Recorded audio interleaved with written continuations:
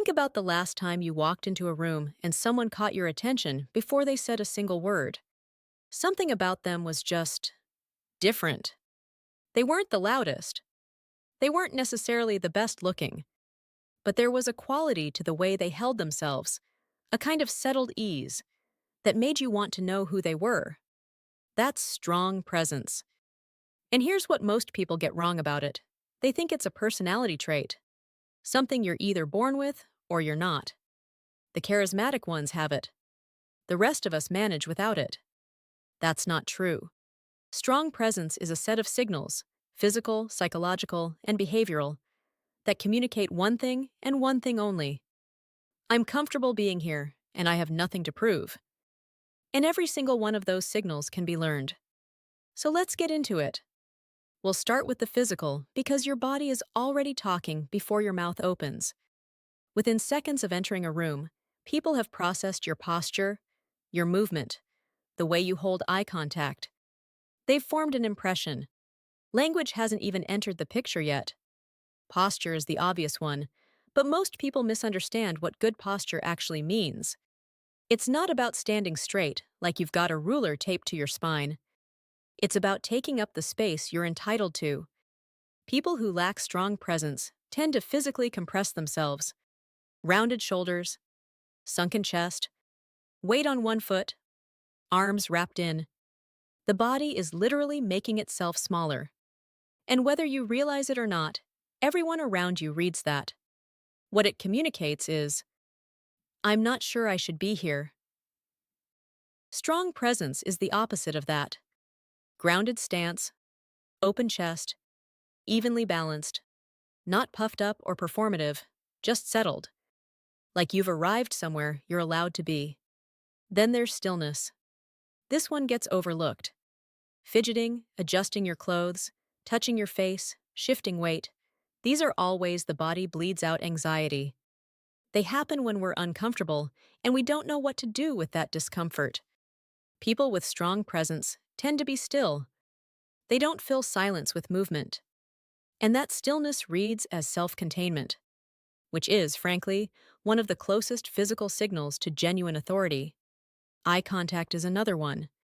A lot of people either avoid it, which reads as insecurity, or they overcorrect and end up staring, which reads as aggression. The right level is sustained and natural. You hold it when you're listening. You let it move when you're speaking. And crucially, you break it deliberately rather than nervously. There's a real difference between someone who looks at you and someone who actually sees you. The latter has presence. You feel it when it happens. And finally, your voice. Speaking quickly is almost always anxiety. It's the vocal equivalent of apologizing for taking up someone's time. People with strong presence slow down. They let pauses exist. They don't rush to fill silence. And they drop the pitch at the end of their statements rather than lifting it into a question. A voice that sounds like it has somewhere to be is far more compelling than one that's racing to get out of its own way. Now the physical stuff matters. But on its own, it's just a costume. Because strong presence that isn't backed by genuine psychology eventually falls apart. People sense the gap. So what's actually happening internally in people who carry themselves this way? The single biggest thing, and this is worth paying close attention to, is that they are not auditioning. Think about what it feels like when you're auditioning. Your attention is split. Part of you is doing the thing, and part of you is watching the audience to see how it's landing. You're monitoring for approval constantly. And that split, that divided attention, is visible. People feel it. They just can't always name it. People with genuine strong presence have, at some level, already decided they're okay. They're not indifferent to what others think. But they're not dependent on it either. The approval would be nice. It's just not the point. The second thing is that they can tolerate discomfort without broadcasting it. Every social situation has moments of awkwardness or tension. Most people instinctively scramble to resolve those moments, filling silence, over-explaining, deflecting with humor, backing down to avoid friction. Strong presence means you can sit with discomfort without visibly panicking. You let the tension be there, and that capacity reads as composure. Composure reads as strength. The third thing is that they actually know what they think. Vagueness destroys presence. People who hedge every opinion, who qualify everything to avoid being pinned down, who wait to see which way the room goes before committing, they're physically there but psychologically absent. You don't have to be certain about everything, but having considered views and being willing to hold them when someone pushes back, that's core to how strong presence actually registers. So you've got the physical signals working. You've got the psychological foundation. Now let's talk about behavior, because this is where it becomes consistent. Listen more than most people do. This sounds backwards. Surely presence is about projecting. But genuine, undistracted listening is rare enough that people feel it when they receive it. Phone down. Not interrupting. Asking a follow-up question that actually tracks with what was said rather than what you were waiting to say. This kind of listening signals confidence because it requires no performance. Insecure people talk to manage anxiety. People with strong presence listen because they're not afraid of what they might hear. Be selective with your words. Strong presence is not verbose. People who over-explain, who repeat their point 3 different ways, who narrate their own reasoning at length, they dilute themselves with volume. Say what you mean. Then stop.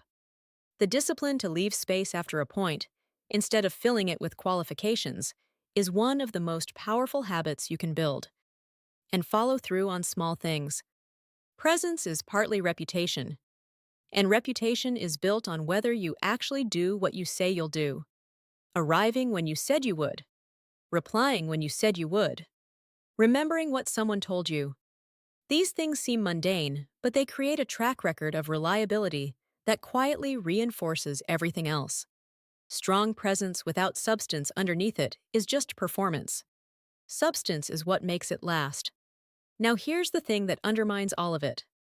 Trying too hard. Strong presence falls apart the moment it becomes something you're effortfully maintaining. When you're managing an image rather than inhabiting one, people sense the gap between the performance and the person behind it. You can feel it when someone's doing that. It's slightly exhausting to be around.